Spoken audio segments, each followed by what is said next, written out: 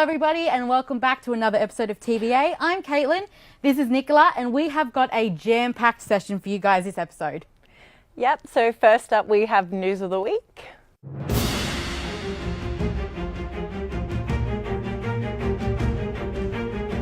Thanks team.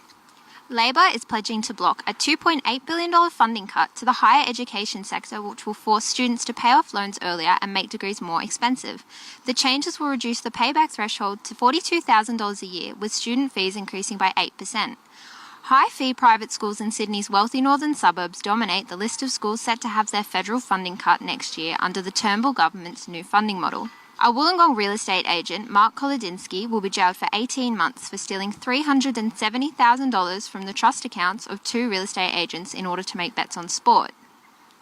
On Saturday the 28th, redheads of all shades descended in Melbourne CBD for the annual Ginger Pride Rally. The group marched to celebrate uniqueness and diversity before engaging in a festival with free ginger beer, games of ginger beer pong and ginger speed dating. Now back to the studio. Haven't seen that many gingers in one place at the same time. What Definitely adds a splash of colour. Yeah. So food truly does bring people together, and I saw this firsthand at the Brasserie event that was held in Lithgow. My name is Ian McKinley. I've been in the Sydney District Club for approximately 13 years. The Brasserie is known as a camp oven cook-up. It's happened now for about 13 or 14 years, and we used to run two. It's changed sites several times. What it is, we go out in the bush over 3 days, gather wood like we have beside us here on the fire, build a big bonfire, and we have, it started from a few families and it's gone to many members come down. Our biggest brasserie, we had 108 people and 44 camp ovens.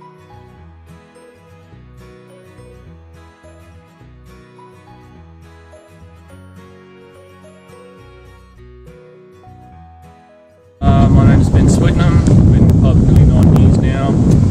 This is probably my 8th or 9th brasserie. The thing I like about the brasserie the most is this is where I learned to use a camp oven. So before I came here I'd never touched one before, and the wealth of experience around us that when we first came was fantastic, and so we come back every year now. Tonight I'm doing a special pork veal roast, so it's a roast veal wrapped in pork with crackling. Hopefully it works. So it's a tough audience if you get it wrong, but it's good.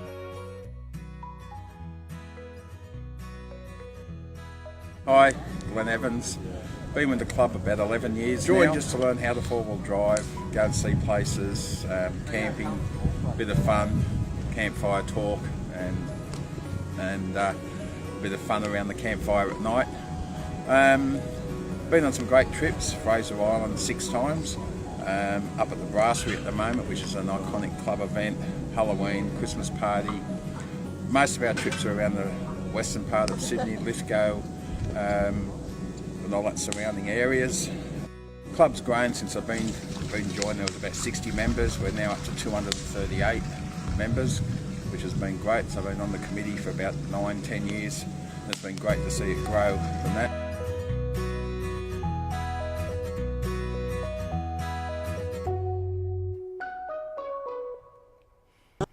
I mean, it was a weekend dedicated solely to eating and cooking food, so naturally it was a great weekend. Yeah, I mean, it's one of my favourite things, just without the cooking. And now we have a piece from our reporter Frankie Johns, who visited Melbourne to cover the Model United Nations. I am the president of the Diplomacy and Foreign Affairs Society, and I've taken 5 students here down to Melbourne with me this weekend to compete at this Model United Nations conference, which is a conference where local university students and students from all over the states, all over the country, and even internationally sometimes come to compete in the simulation of the real United Nations. I wasn't very aware about the United Nations itself and how it runs, so it's given me so much insight into just even the basic things like what a moderated caucus is, an unmoderated caucus, how debates are focused, and how you have to take on the identity of your country and represent your national interests. My committee is the Security Council, and we're discussing the issue of the crisis in Libya as well as Lake Chad. Get to learn a lot about the specific issues at hand, so I've done stuff from nuclear politics to historical crises to desertification to human rights. You get to learn all about these fascinating topics that might necessarily be part of your degree. So I was on the historical crisis, and I was the Earl of Devon. So we're dealing with the succession of the British Crown following the death of Queen Mary.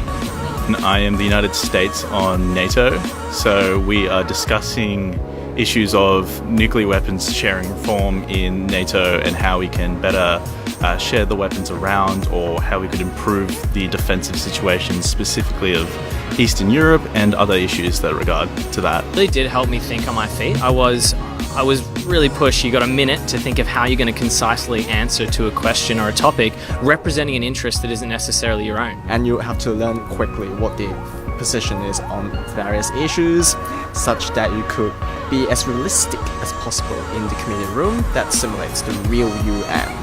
Definitely recommend, if you're interested in politics or diplomacy, or have an interest in just trying to see what the UN's like, or want to just dress up for a day and get involved and be a delegate, definitely come and do it. Talk to me, look for the Wood for Facebook page, and we're more than happy to facilitate UAW students to come and get involved. Push yourself. Do not hesitate. I'd recommend everybody who has even considered or wants to learn more about the United Nations to go and just embrace it. Just go. If you can't make the decision yourself, let me make it for you. Just go, because I have been in that position. I have been kind of maybe I shouldn't go because I don't know what MUN is. I don't do international relations or anything similar. I don't study anything like that. I study physiotherapy, and that is definitely not related to anything here. So it really is just a learning experience, and you can have zero knowledge. Just rock up, and everything will be okay. So I actually contemplated pulling a sickie and just withdrawing, but my decision to actually rock up was the best one I've made in recent history.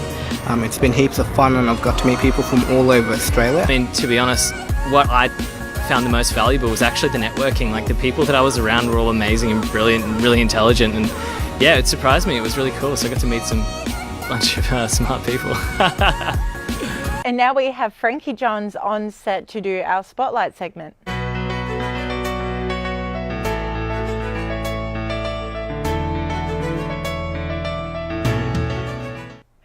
Hey, how you going? I'm good. Thank you for having me. That's okay. So first things first, tell us, what is the VicMUN event? The VicMUN event. So VicMUN is a part of the OzMUN circuit/competition. Yeah. So basically we went down, so a group of us from Wollongong, we went down to Victoria in the Easter break, and we competed in VicMUN. So this is pretty much like a model UN simulation. We all get to be a different delegate, so representing a different country. And there's 6 different committees, so it's pretty much just 3 days of debating, representing your country. Even if you don't quite agree with your country's interests, you've just got to represent them to the end. Yeah. So what committee were you on? So I was on the IPG, which is a little bit different to what the other delegates were on. So the IPG is the International Press Gallery, and I was representing Al Jazeera on that. Okay. And like, it looked like such an amazing experience. Like, I want to go down there. And so how wasn't it for you? It was super fun. So there was even though there was 5 of us from Wollongong that went down, I actually didn't know a single person before going down there. So yeah, I met so many people. Like, it was just so insane. And they had social events every single night, which was really good to actually get to know who the delegates are. Because you might be representing the Russian Federation, for example, and you might have this really hardline position. So it was really interesting to actually get to know who the delegates actually are, at all the different social events which we're on. So that was really fun. Yeah, that's so great. How did you benefit from the event based on your career, what you wanted to do as a career?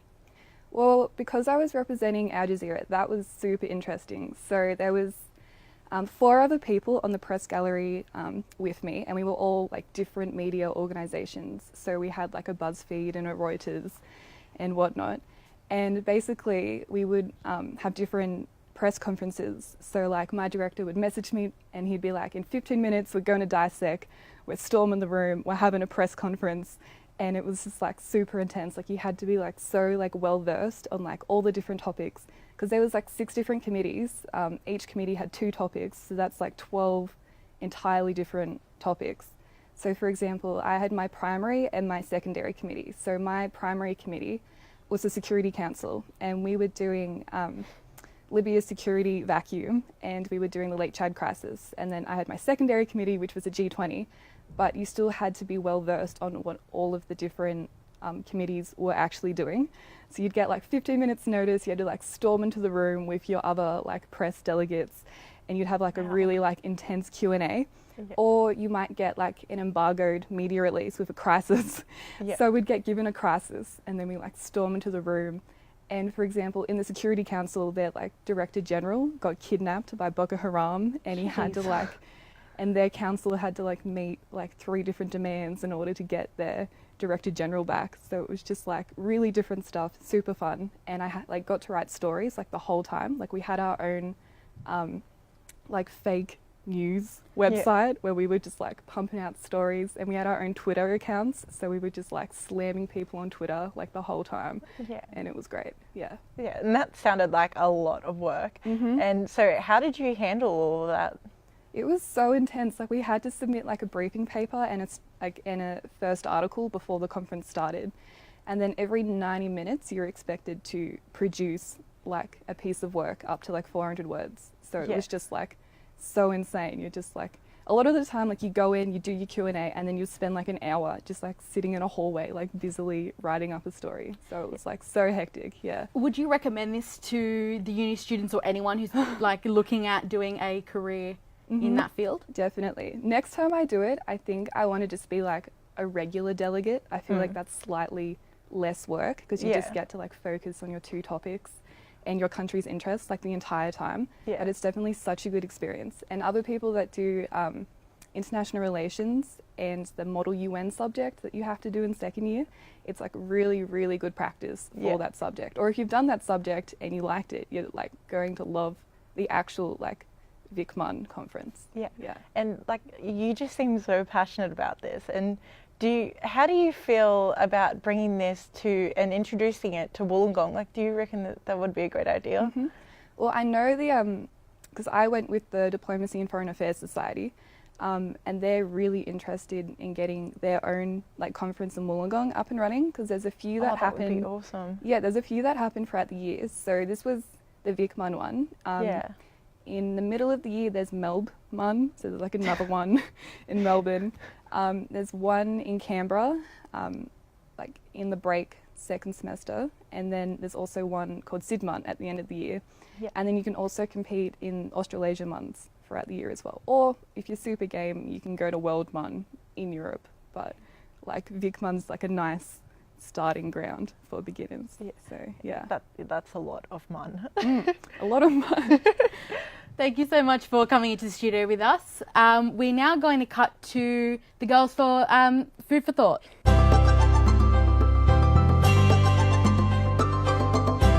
Hey guys, welcome to the 4th segment of Food for Thought.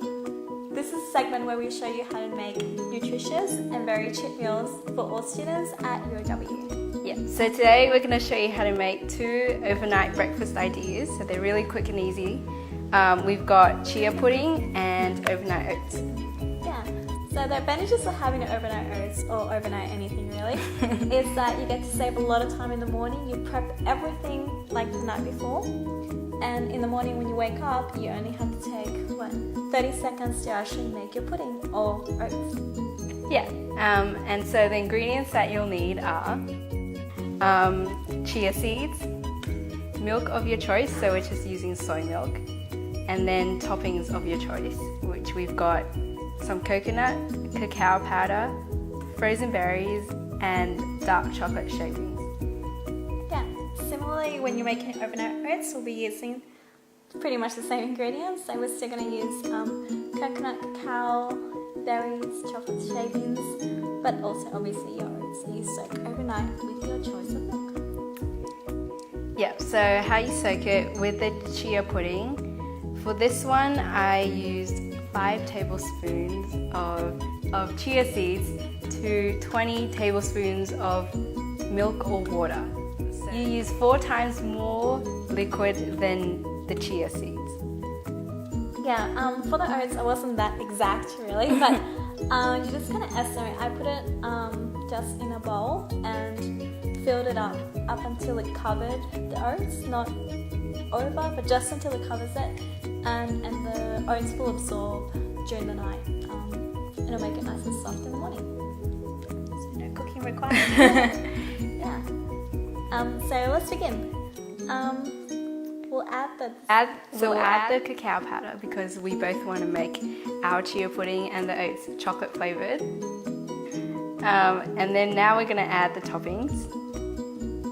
The benefits of chia seeds are they're really high in fiber and omega-3 and magnesium.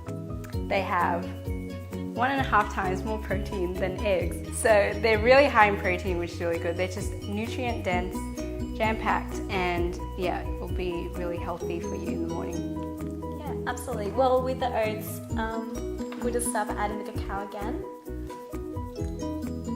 And so as we add the toppings, I'll tell you a little bit about oats, but you usually get cereals and things like that, and they're usually high in sugar or some kind of hidden preservative or salt.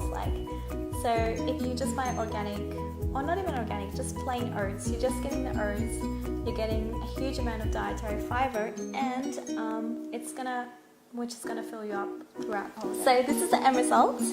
That is the chocolate oats. And this is the chia pudding. Yeah, it's really indulgent actually. It does.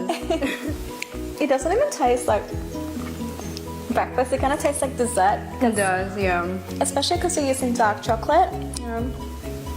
It obviously has a little bit more antioxidants. It's a little bit, it's not that bad for you. So yeah, that was our 4th segment of Food for Thought. Yeah, thanks for joining us this week. We hope you enjoyed today's recipe. Yeah, catch us next week. We will show you how to make even more nutritious and, if possible, even cheaper food for you guys. Yeah. Back to the studio. I thought it was chia seeds. But, we're still learning how to pronounce it, but we'll definitely give it a go. Yes. And so now we're spacing out to the music segment, which Brendan caught up with Space Boys this week.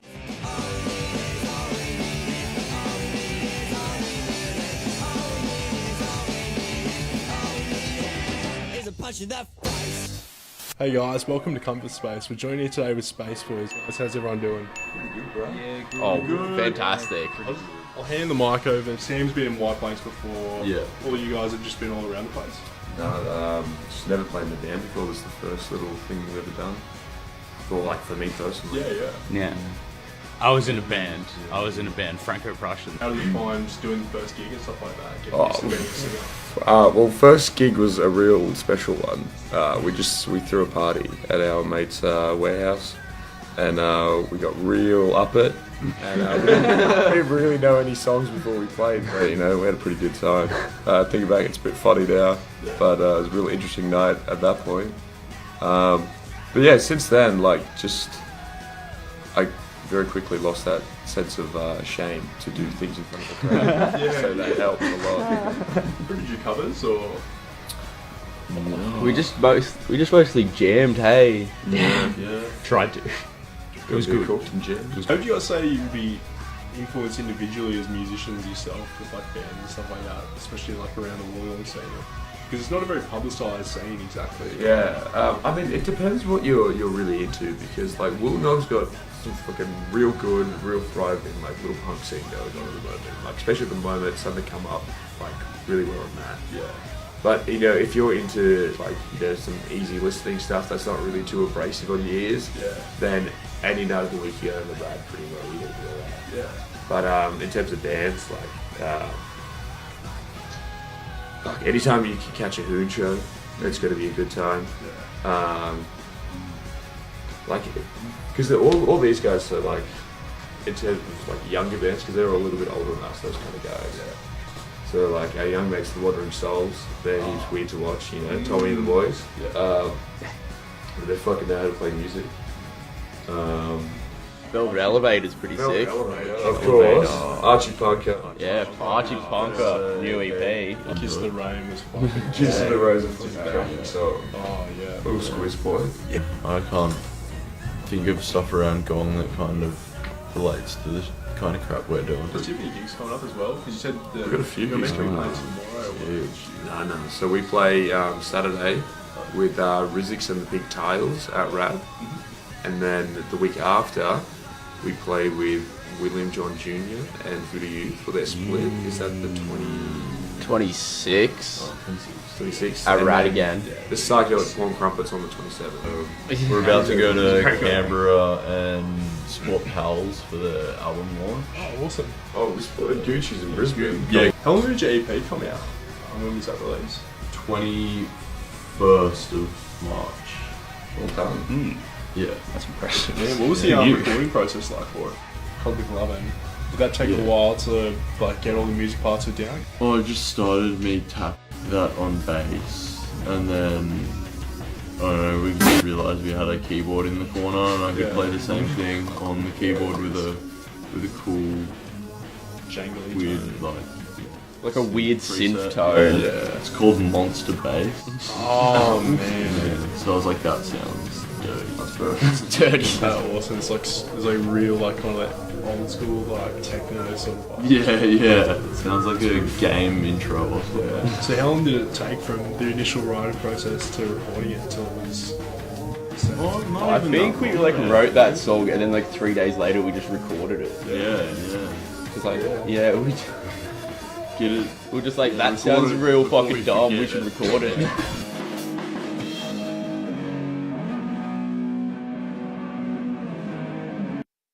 To be honest, it kind of looks like a gathering of the 5 disciples of Jesus, in all honesty. Well, it was a great segment by Brendan. Unfortunately, that brings us to the end of our show, but it has been great. So follow us on Facebook, Twitter, Instagram, and make sure to hashtag TBA, and may the 4th be with you. Bye.